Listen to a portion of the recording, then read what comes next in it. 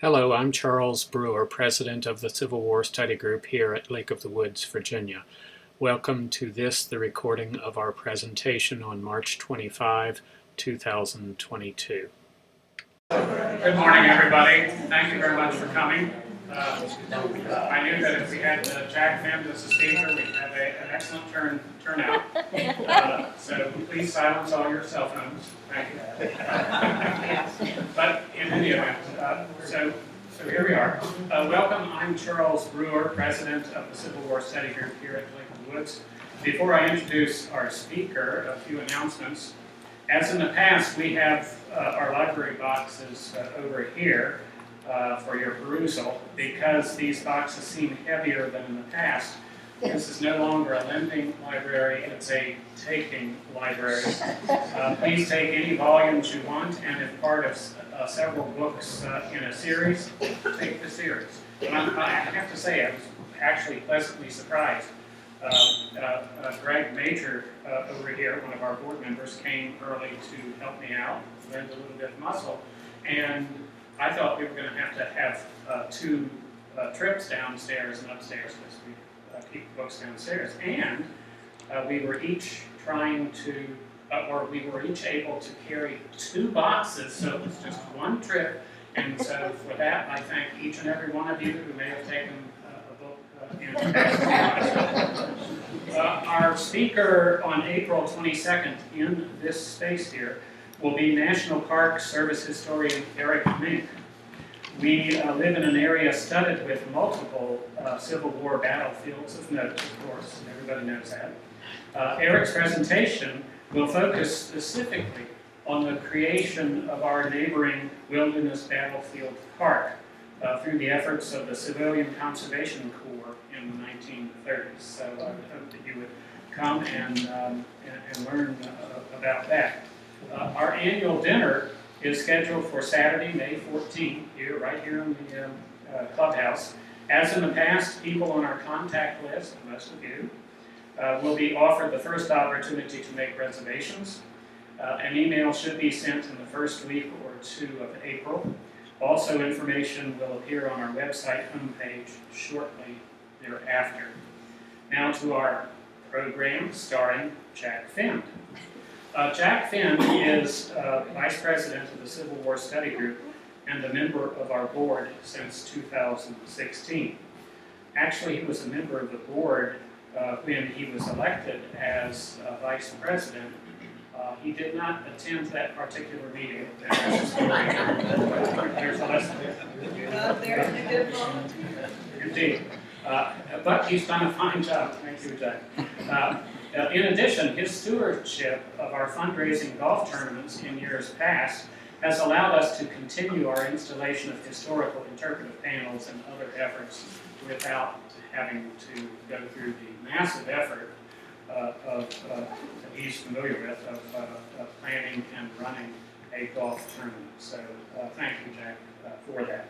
He has also been an interpreter at Elwood Manor since 2012. He holds a BA from Valparaiso University. Did I pronounce that right? Hazen. Okay. And an MA from Northwestern University. Did I pronounce that right? In theater arts. Jack is a professor emeritus in theater with 34 years in higher education and professional theater. He also taught in Costa Rica and England. There are stories there, I'm sure. Come over for dinner, okay? And he currently makes a study of the Civil War in Virginia. So his topic today is the 1864 G.K. Warren staff photo. Is this picture worth 1,000 words? And before I give the mic to Jack, I want to say that in mounting the PowerPoint presentation on my computer, I did a word check, a word count rather. It's more than 1,000 words.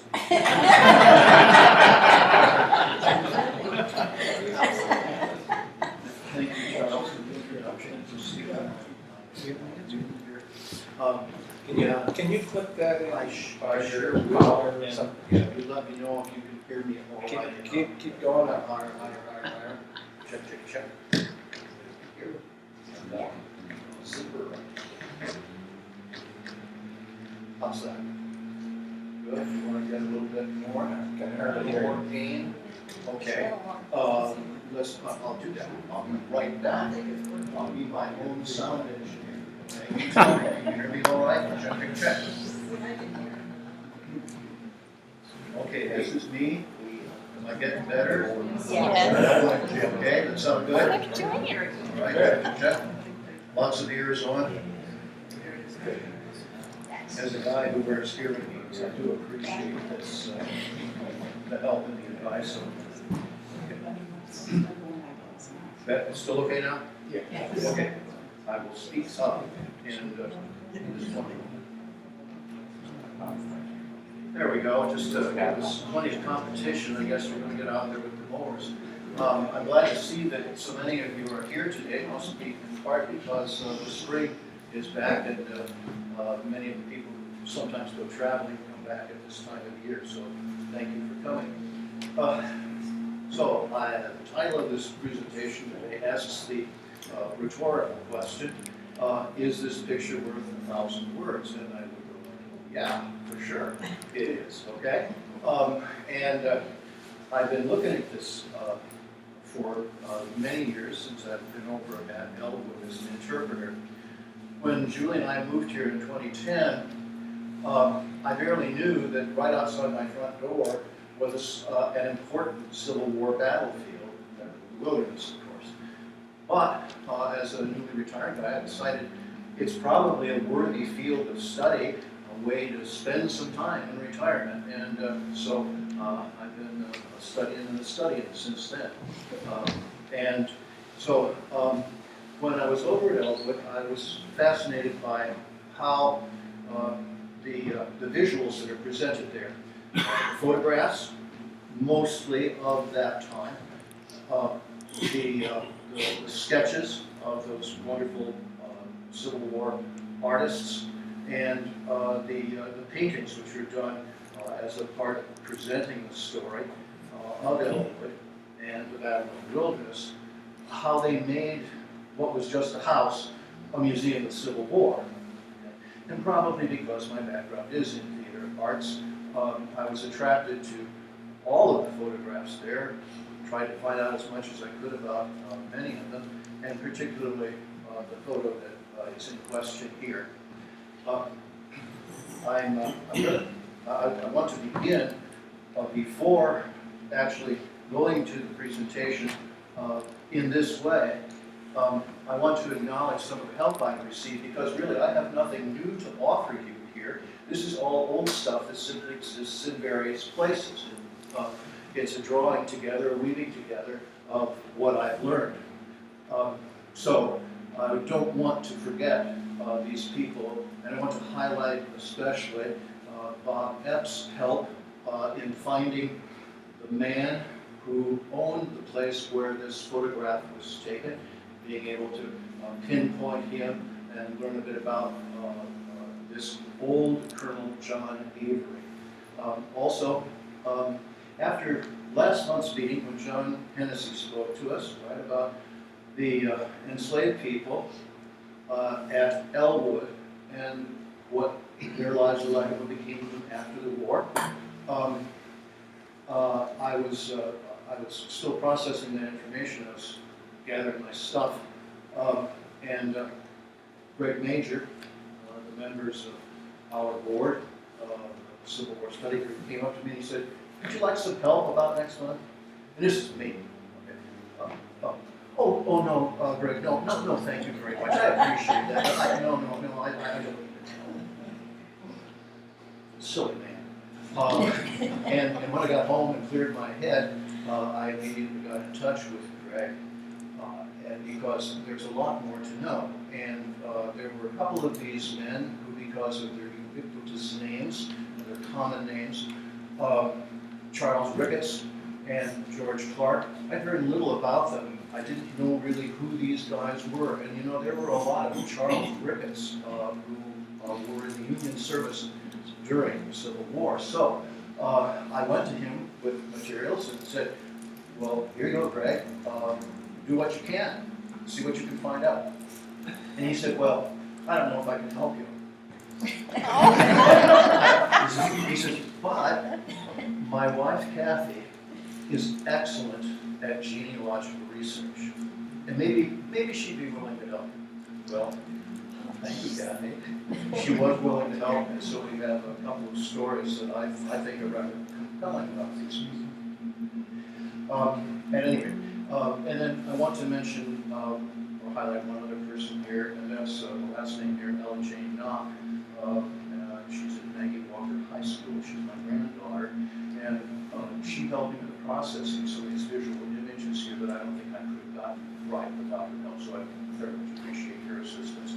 And if there's any need for any proofing in this presentation, it's my fault. But I also want to say that my wife Julie was very helpful as an editor and proofer of the material that I'm presenting to you today. Okay.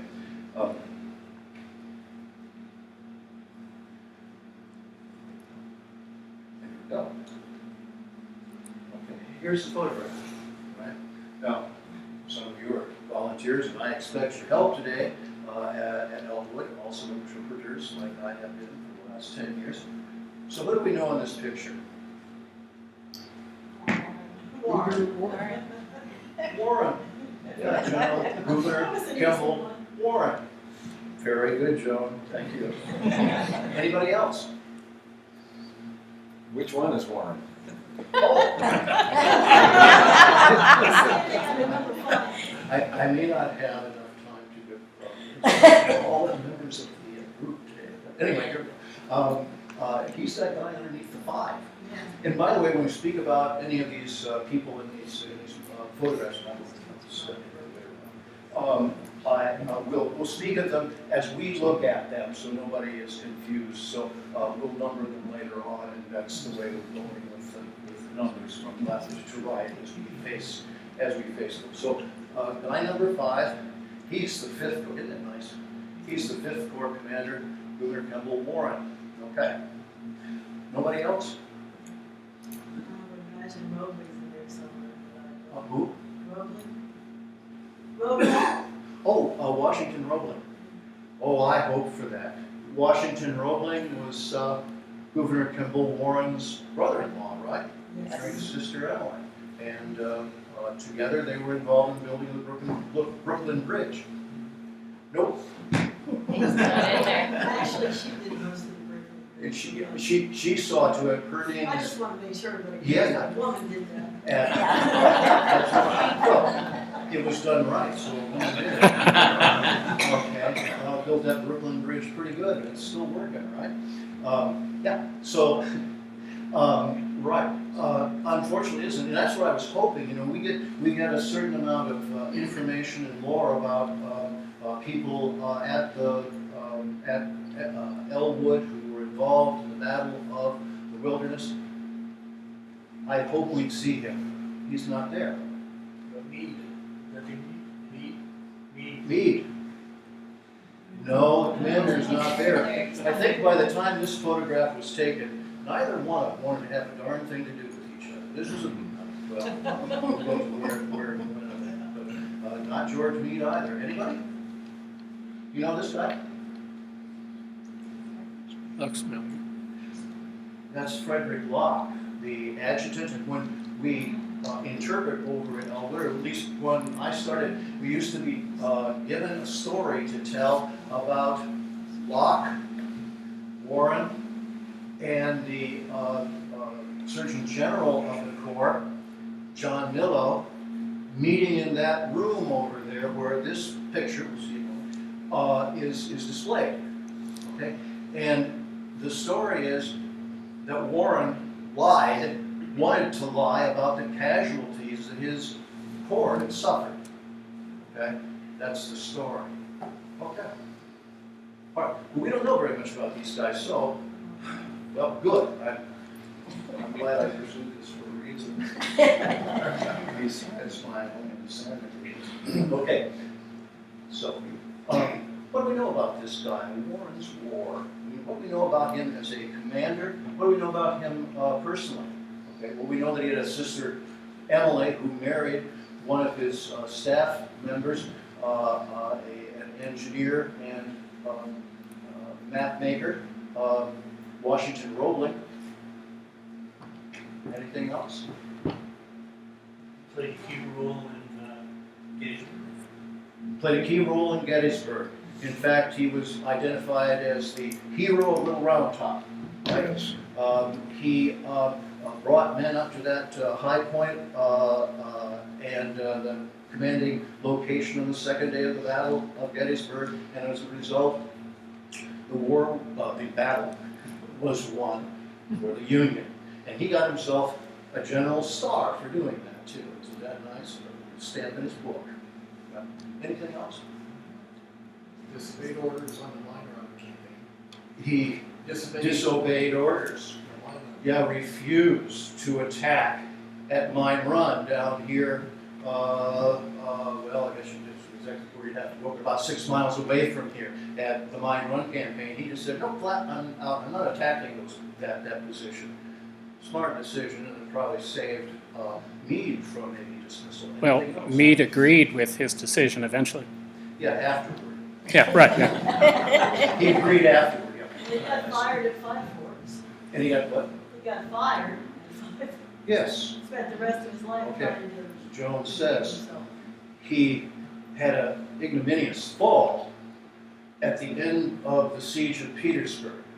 He was removed from command at the Battle of Five Forks, April 1st, 1865, right? Okay, by his good friend, Phil Sheridan. Sheridan. Phil Sheridan. Yeah, there you go. The only good Indian is a dead Indian, Sheridan. All right, that's the only quote I ever heard about him that was memorable outside of, I think, smash it up, smash it up. Right? Okay. Anyway, anything else for right now? Of course, he was West Point guy, right? West Pointer. Graduated Second in his class. Fought in the Indian Wars. Fought in the Indian Wars, yes. Yeah. Topographical engineer before his promotion. Yes.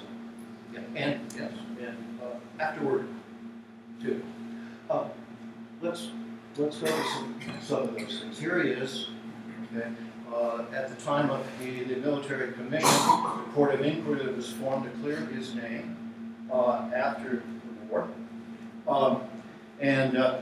While he was cleared, he died prior to the pronouncement of the results of that court of inquiry, which is tragic, but he already knew that it was going to be all right and it would come out that way, and that Phil Sheridan was a little lighter.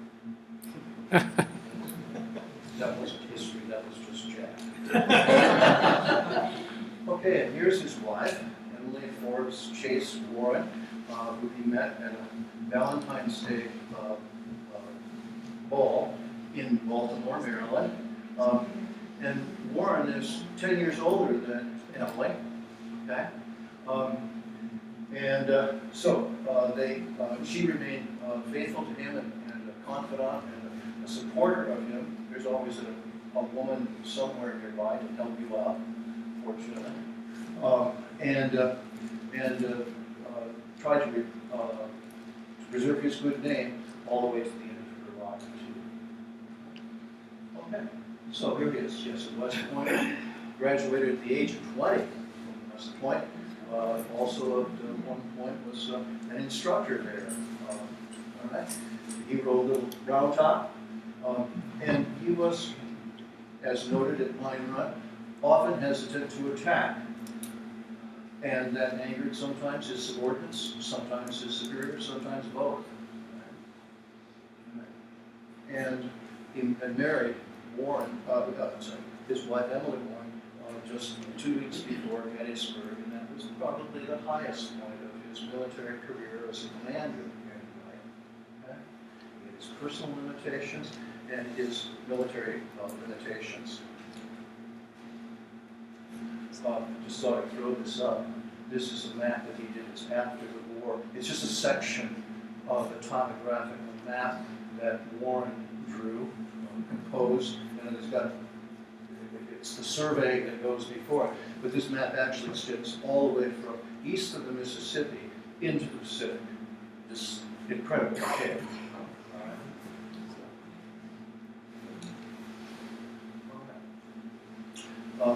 couple of quotes before going on. Come to Meade, or rather Warren, to Meade at Spotsylvania Courthouse. Obviously, a man who was very frustrated, and a man who was just about getting self-relieved of command by Meade. In fact, cooperate with Sedgwick. You, sir, are the commander of this army and can give the orders and I will obey them. Or you can put Sedgwick in command and he can give the orders and I will obey them. Or you can put me in command, which is really what he wanted, and I will give the orders and Sedgwick will obey them.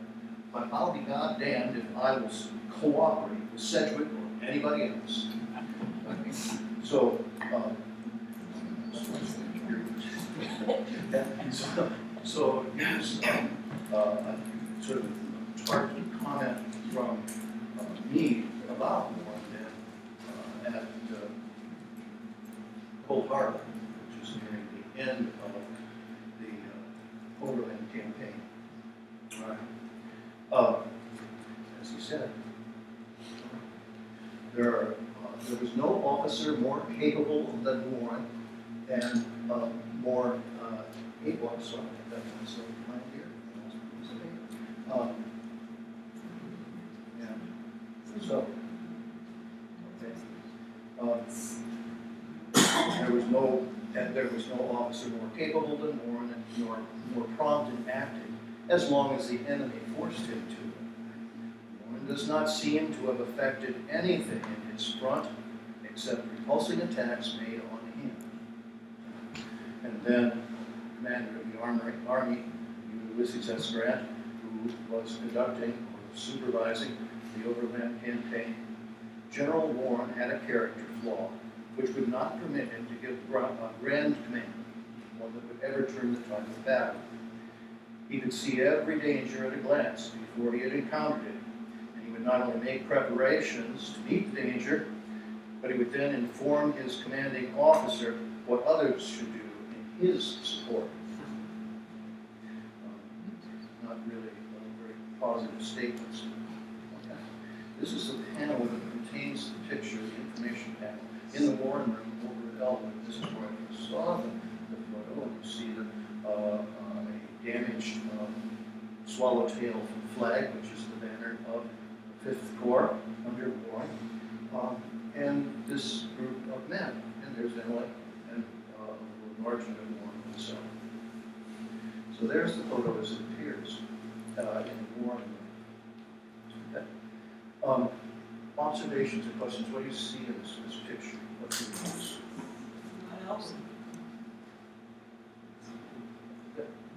Great. You got a gentleman up there sitting on the window. Yeah, the guy upstairs. Yeah, okay. Photobombing is nothing new, right? and what's more, you know, it was a tradition in photography of that time.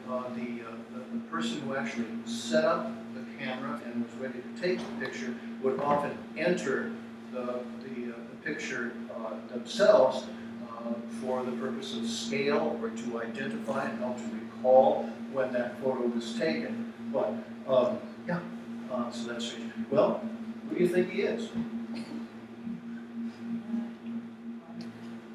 I mean, I don't know if the folks who are interpreters over at Elwood stare at these pictures the way I do, obsessively wondering, who is that guy? Yeah. Who is that guy? I know who that guy is. He's my first cousin. No. Sometimes people will wonder, our guests who are taken through the house, will wonder if this photograph was taken in Elwood. No. Do you know where it was taken? I do know. Well, it is quintessential Civil War photography. There's a group there. I'm sure that, and the photographer was, in fact, none other than Mathew Brady himself. He exposed the glass negative himself because he'd been looking to take photographs of all of the members of this Warren's of the Corps commanders and Warren was the last one he caught up with below Petersburg at the very end of the overland campaign. Yeah, so that's all look natural kind of view, right? But, and I will hope I can come back to that, time permitting. The men who are in that photograph are there for a purpose. It's not just a random collection of guys, come over here and sit here, stand here. They're there for a purpose. They've had a meeting on this morning, and it's an important one because the plan of the war has changed at the behest of and guidance of Ulysses S. Grant. Okay, the overland campaign. I'm going to skip through this just to say quickly this is when this photograph takes place and where was the first fighting in the overland campaign? Wilderness. Where? Wilderness. Yeah, the wilderness. So the fighting began here on the 5th and 6th of May, right? And you've never seen fighting like this before. 6 weeks of continuous battle, all the way from here to Petersburg. And so we'll just go quickly through that. There's a map showing Lee staying always to the west and the inside. He's got this an army half the size of Grant, and they moved from here to Spotsylvania Courthouse to the north end, sometimes labeled as Hanover Junction, on to the terrible slaughter at Cold Harbor. And then Grant makes a decision. He's always 3 steps ahead of everyone in his army, at least, and often, in this particular case, ahead of Lee. And he makes the move not at Richmond. He crosses the James River and comes below to the transportation and supply hub at Petersburg. Okay? And that's where this photograph was taken. 95,000 casualties is a round number that I guess people are giving these days, but some people propose different totals, at least 12, and probably much more dead in action on this battlefields during the campaign. Okay. There they are again. Okay. This is the way the photo fully processed is supposed to look. Okay. Get those guys, the photo bombers, out of there. By the way, I did point out that there are 2 guys in that picture, two extra guys. Okay. But I don't know what Brady was thinking, but he's got 13 at table here, doesn't he? Okay. Warren and 12 others. I think it's supposed to be bad luck. All right. Well. So, you notice anything interesting about what these guys have, or small details that you notice? Right? Well, they're not all facing forward to the camera. A lot of them are like. Yeah, they're profile. yeah, definitely like someone stirred batter halfway or something. I like this guy, our guy number 1. His name is George Higby, by the way. He's of course, all U.S. military follows French military, right? So he's standing in the proper parade rest stance, right foot advanced, left behind. He's porting his sword, okay, and he's got these really cool clothes. Put me in, coach. Yeah. So anyway, and so you see these things, and then you've got another guy way over there in the corner that you can hardly see at all, right? Okay. Pardon? One guy sitting Yeah, and well, he's not on Warren's staff anyway. What else you see? He's cavalry commander, so I suppose he's the cavalry escort commander. He's a lieutenant, William Wheeler, and he's election. Yeah, before he gets back on a horse. There's a tent behind them. Yeah, and this is undoubtedly where during the day, actual conversations are held for the by the general, by the commander, and probably his adjutant, who is his chief assistant and so forth, and that's Locke. Okay? Standing facing, Frederick Locke, lieutenant colonel at this point. He'll be promoted to general for gallant and meritorious service where? At the Battle of Five Forks. Okay?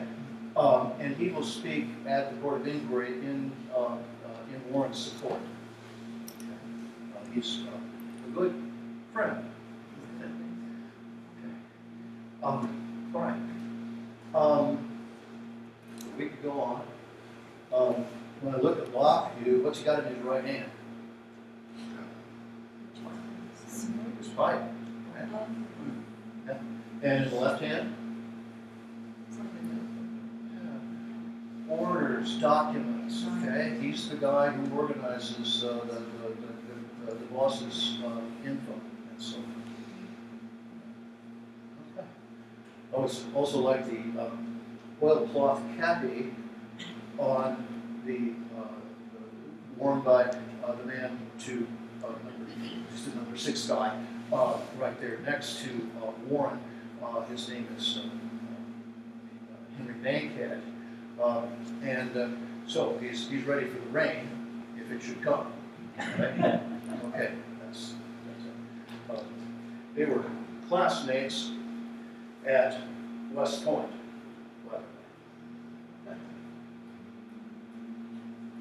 Well, anyway, much to be looked at, I think, in these pictures. Every time you look, you see some more stuff. All right, move myself along here.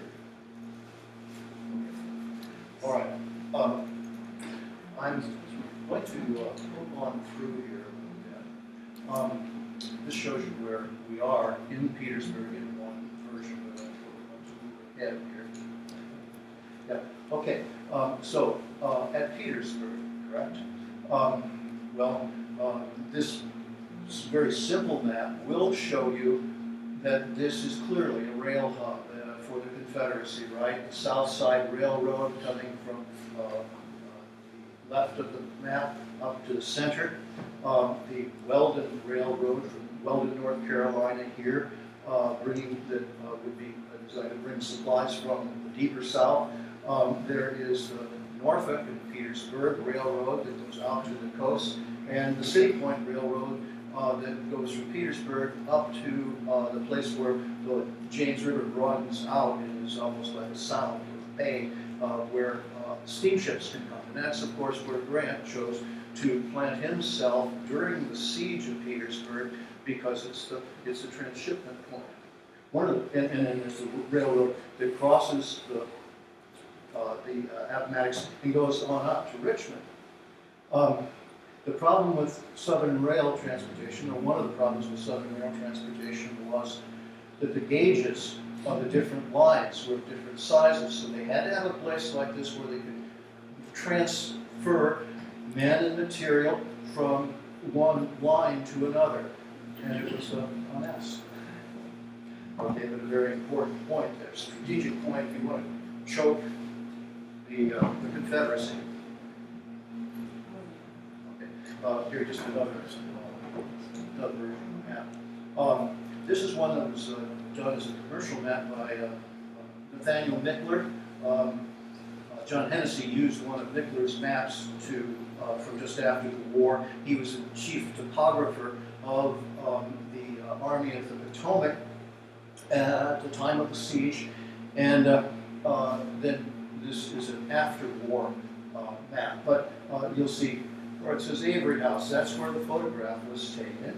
And you'll see also, it doesn't make, I guess, the scaling here will show you 1 mile broken up and another whole mile on this map. You see how close those lines, the gray side is the Confederate, the blue side, the Union.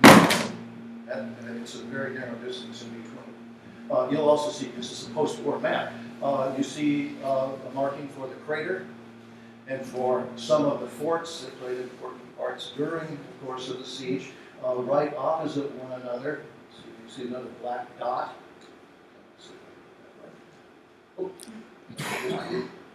Oh, there. there and here. Those are Fort Mahone and on the Confederate side, and Fort Sedgwick on the Union side, and those were known as Fort Damnation and Fort Hell because of all the fighting and dying that took place in that area. And then up higher up, also point out, where I am trying to find what was greater, right? And then further up is Fort Stedman, which was the last gasp by General John Gordon made his flank attack here to try to break out through the siege and successfully get the Confederates out of this bind that they were in. Didn't work. 2 days, yes? Is Avery House still standing? No. It was shelled over a long period of time. And they say that there were ruins there. There was a WPA account of seeing ruins there into the 1930s. The property was sold out of the Avery family in the 1920s and then cleared. And there's pretty much nothing there, I think, right now. I haven't been there yet. They're just in a little bit closer. Oh, I'm sorry. Okay, in a little bit closer, that's what I was. Okay, let's go ahead on. I'm going to pass this by the original defenses at Petersburg. I want to get to some information about some of the people, which I think is key to what we need to know to begin to appreciate what was going on here, what was shown in that photograph. Okay, so with Bob's help, I have discovered that this place, okay, it is parallels between Elwood Plantation and Hallsfield Plantation. You have the name of a family that's associated with it, but what is the name of the place? Well, we have Elwood, but it was known as the Jones Lacey House or Major Lacey's home. Well, this one is known as Old Colonel Avery's home. Okay, and I think that's maybe the only discovery that was made in this, and I owe it to Bob. Okay, and we'll skip this stuff.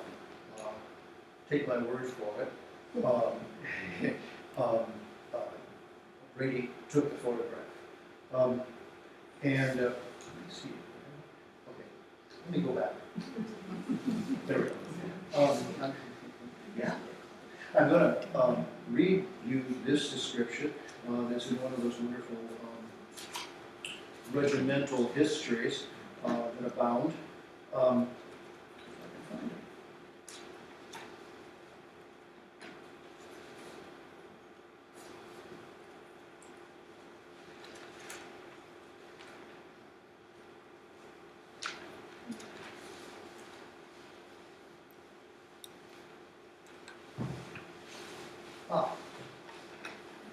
Thank you. Pardon me.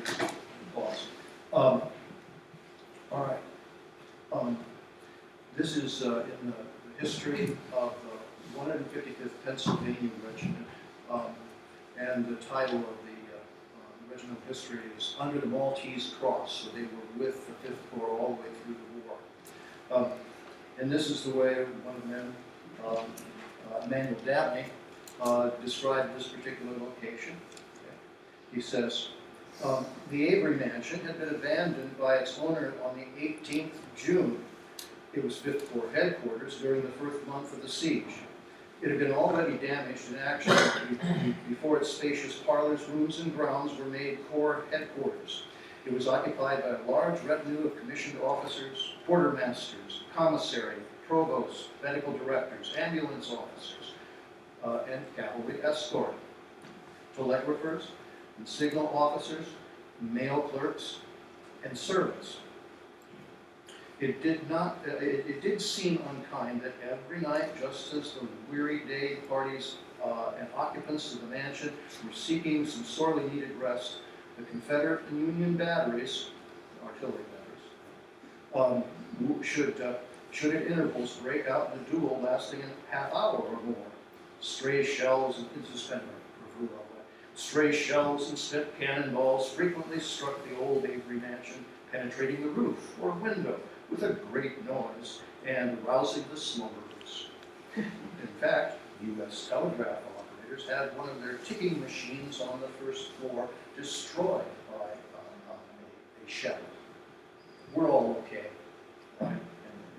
So there you go. So who are those guys in the upper windows? Right. The man here, yeah, the man in the window over there. Well, he's on the first floor, so we're gonna designate him. It's a guess, not a fact. We're gonna designate him, number 14, as a telegrapher, and telegraph operator. The man here is wearing sleeve protectors, black sleeve protectors, which suggests that he probably is a mail clerk, and he may or may not even be in the military, but he uses those to protect his shirt from ink stains, from stamps, and from transcribing orders and so forth too.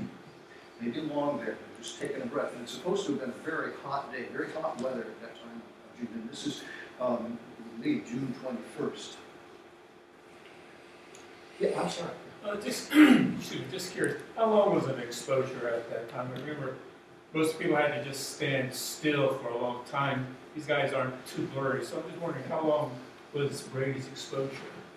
They were using about 5 to 10 seconds. And part of some of the determining factors, of course, would be how bright and sunlit the area is and so forth too. But about 5 seconds in general at this point. Technology is developing. Well, I know it's not usual. Okay. Yeah, I wrote it down. Okay. Okay, so here we have the number. Okay. There's no way that I can tell you something about each of these men.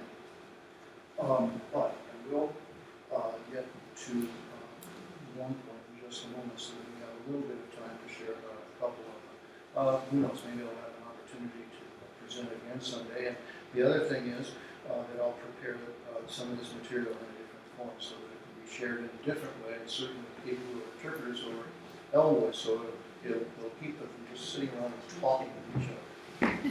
Because they'll be studying this, and we're studying.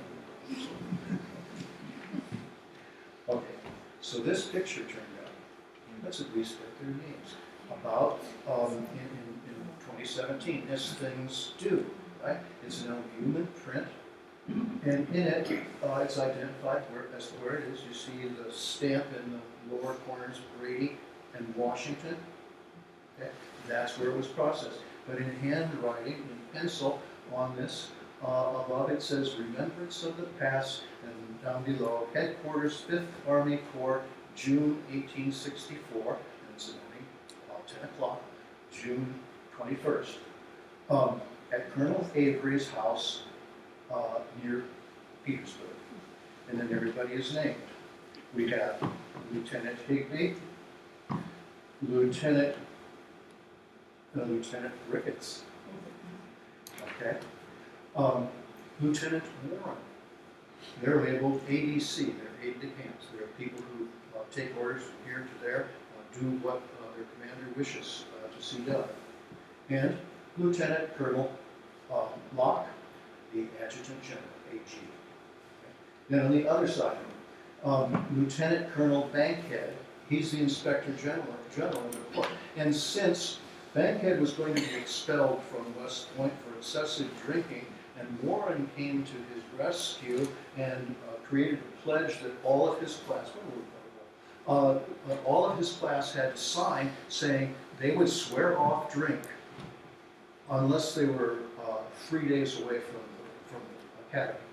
They swore off drink, and if they would do that and sign that pledge, Bankhead would be allowed to continue in the service.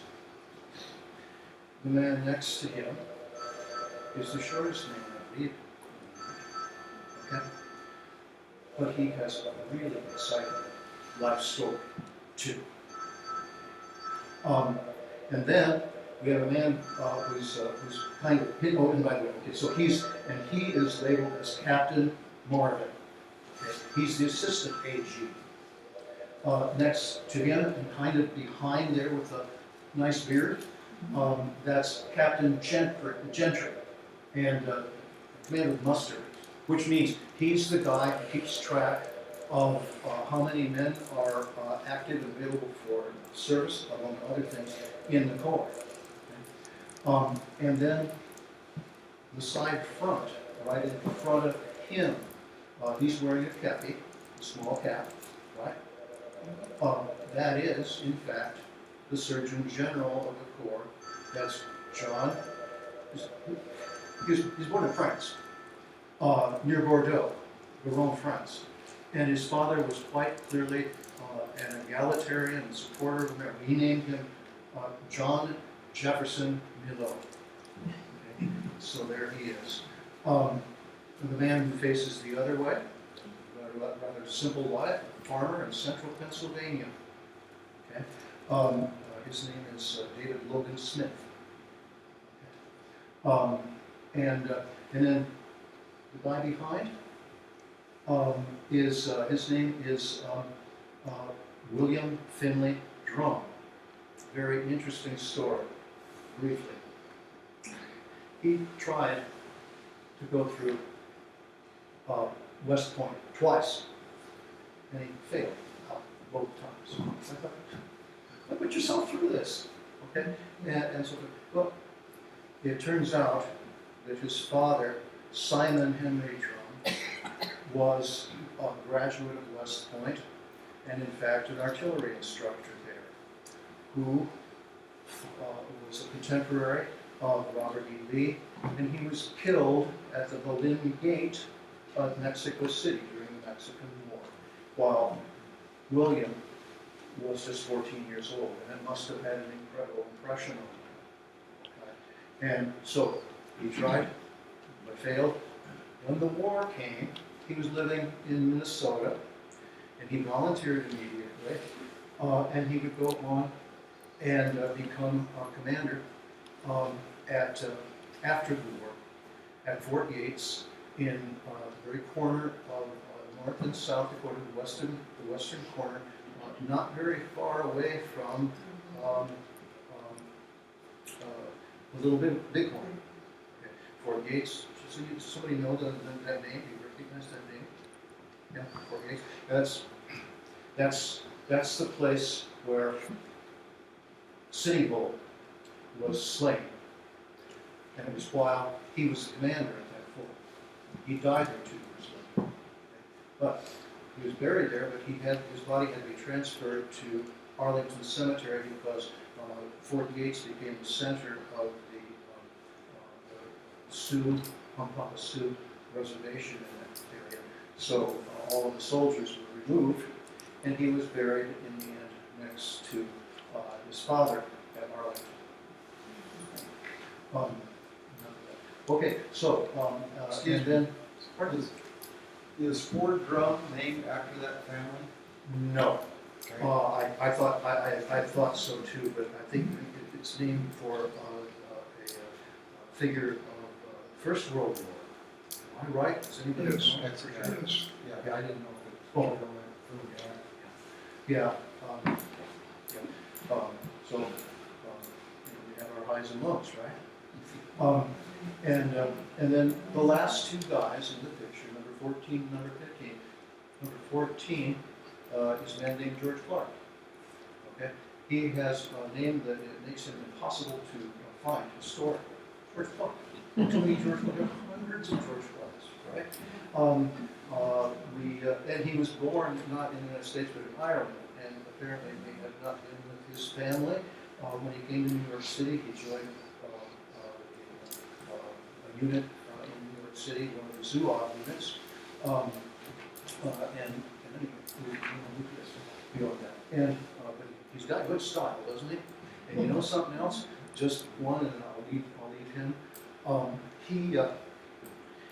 He was a signal officer on Little Round Top when along came Gouvernor Warren. He was there already and under fire. And anyway, so he shows up in a number of places. He's also the first signal officer to cross the Rappahannock here in Fredericksburg, and he got his horse shot out from under him as a thank you. Okay, so he got around. He had quite a exciting period of time in the war. And the man is seated. Okay, William Wheeler. Again, he's not part of the staff. A very interesting note for him. He sits there on this morning, looking kind of disinterested and so forth. His future wife's first husband was killed the day before on the battlefield at Kennesaw Mountain in Georgia. Of course, he doesn't know that. And after the war, he leaves before the end of the war, leaves service before the end of the war, and when he gets back to Michigan in another 3 years, and by the way, they all came from his wife, who was named Mary Graham, and then Mary Graham Burleson, had one child with Ambrose Burleson, a sergeant in the cavalry, but they all came from the same county in Michigan, near Coldwater, Michigan. The people who know Michigan go like this. That's where it is. Okay. So he doesn't know that, and when he goes back home, he'll marry Mary and adopt her child that she had Lindy, with Ambrose, and they will have another child, and go on. I thought it was kind of interesting too. He was listed in the census as a drayman after the war. What? A drayman. He does wagons. He's a delivery man. Okay. Yeah. So that's kind of nice. Cavalry now, stuck with horses. All right. So time is fleeting. I'm almost done here. I'm not done, but I'm done. I think that is someone calling saying, will you shut that guy up? Okay. But I want to come back to some discovery that was made here before.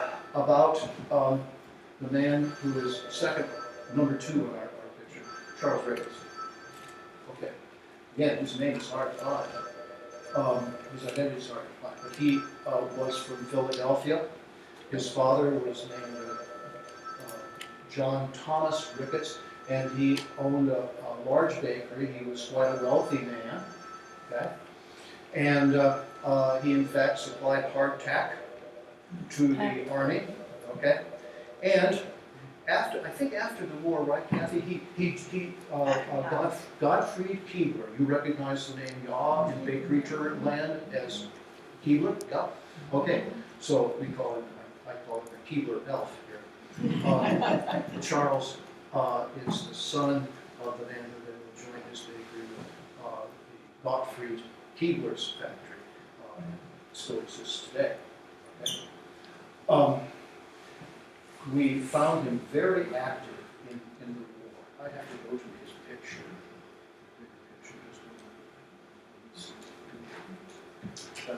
Got through a lot of junk here. You didn't care about this anyway.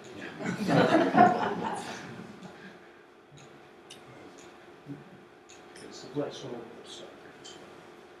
An Alfred Wood drawing in the evening at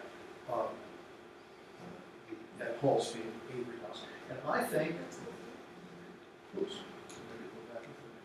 I think this guy is Warren. And I think that guy, right, could be Locke. I don't know if that's so. And I think these, in my imagination, are wine stains. I hope these officers. Anyway.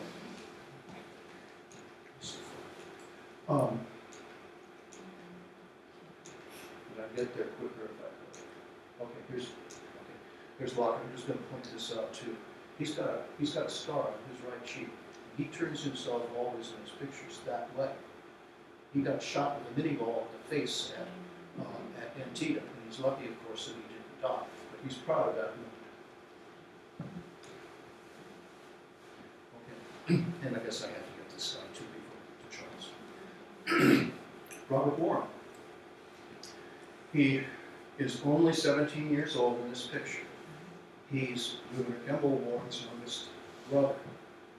He's been in the service since the age of 15 under the wing of his older brother to keep him safe.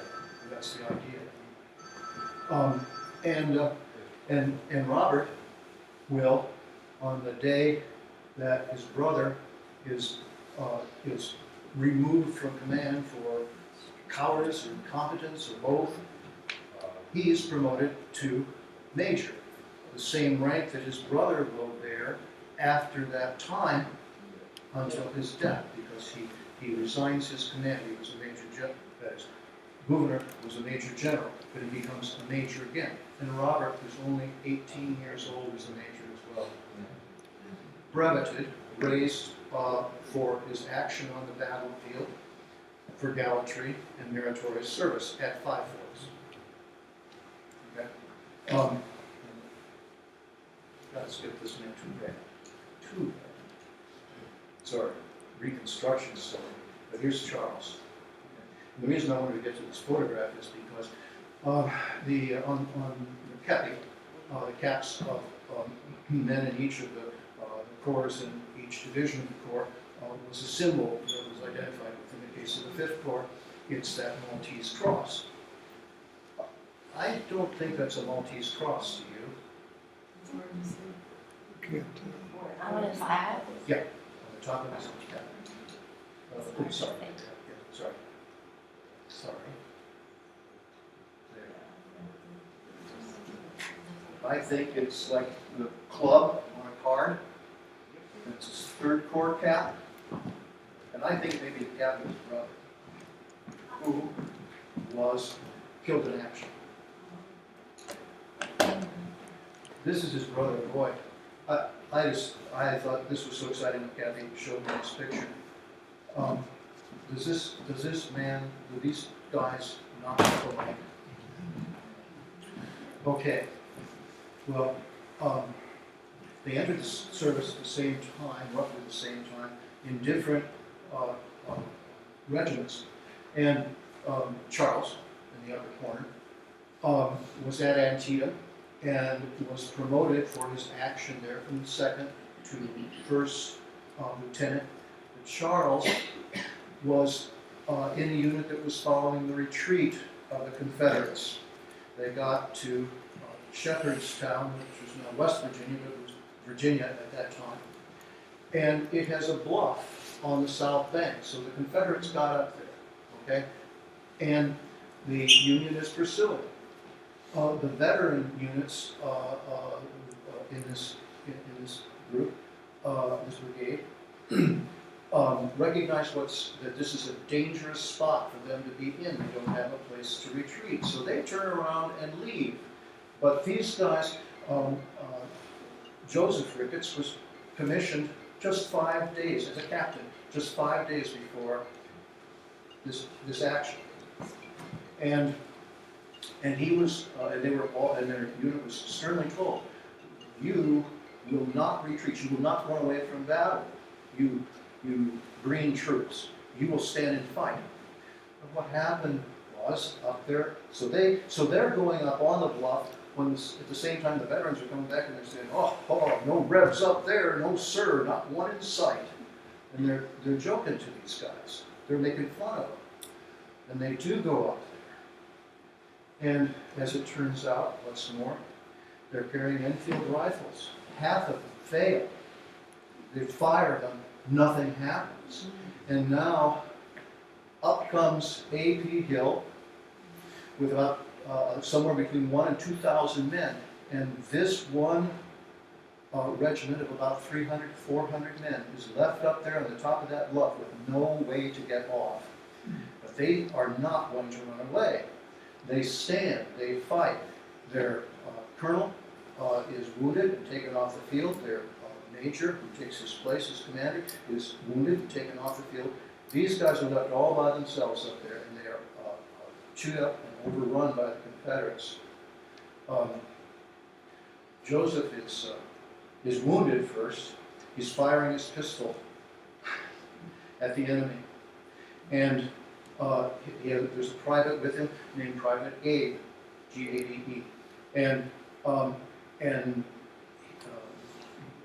Captain Ricketts is wounded, and he says, "Gabe, leave me, save yourself." Then he raises his gun again, and once again he's shot, and Gabe is also wounded too. He stays with the captain, and along come a bunch of grubby rebel stragglers, and they take Charles Dodds. They take his coat, they take his vest, they take his watch, they take his wallet, and they take his diary. And then they look and realize the diary has no value, and they give it back. Well, what happens eventually is that the family sends to retrieve Ricketts' body. He was buried at Shepherdstown temporarily, and his body is returned. Their family's freedman servant, St. Louis, does that for them.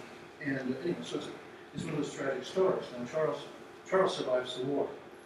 We don't know a whole lot about what happens to him after. He probably passes away in about 1878. But certainly one of those stories of courage that make you want to know more about all of these people.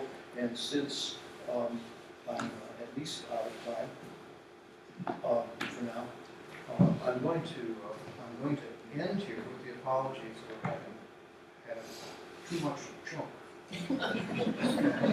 But I want to also say thank you very much for coming. I hope you continue your study by taking the book, and that you come back to our next presentation too. Thank you very much.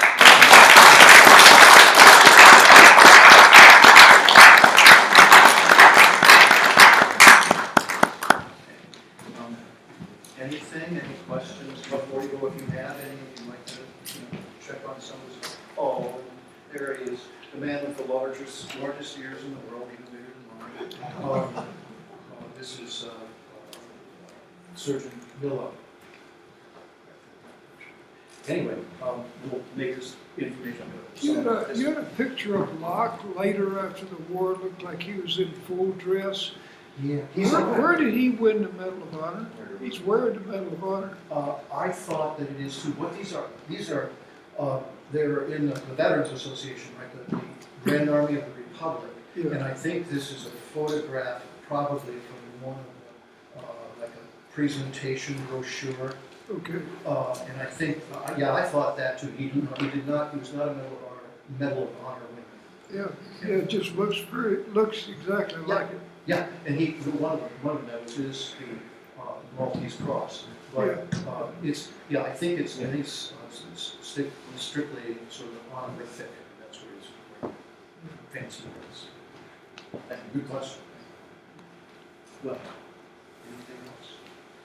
Yes, sir. Jim. The other guy, not the clerk in the left window. Where was the other guy? You showed a picture. I'd never noticed that guy before. The photo. Through the window. Number 14. He's in the. That's what I think he's talking. He's in the bottom left window. Bottom left. I hate to leave for the man of the round the world traveler, the adventurer, Azar Smith.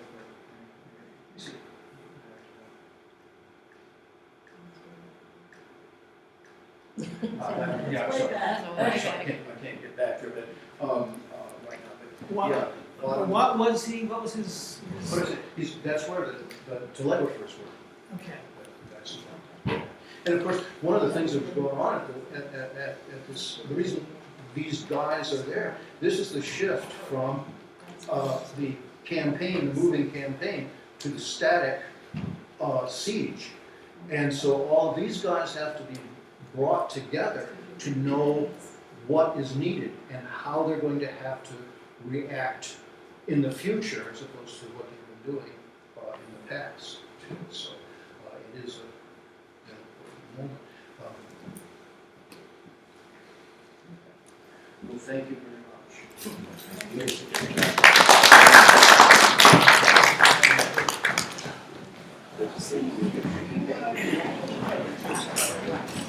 you very much, Jack, and we look forward to seeing you here in April. So take care.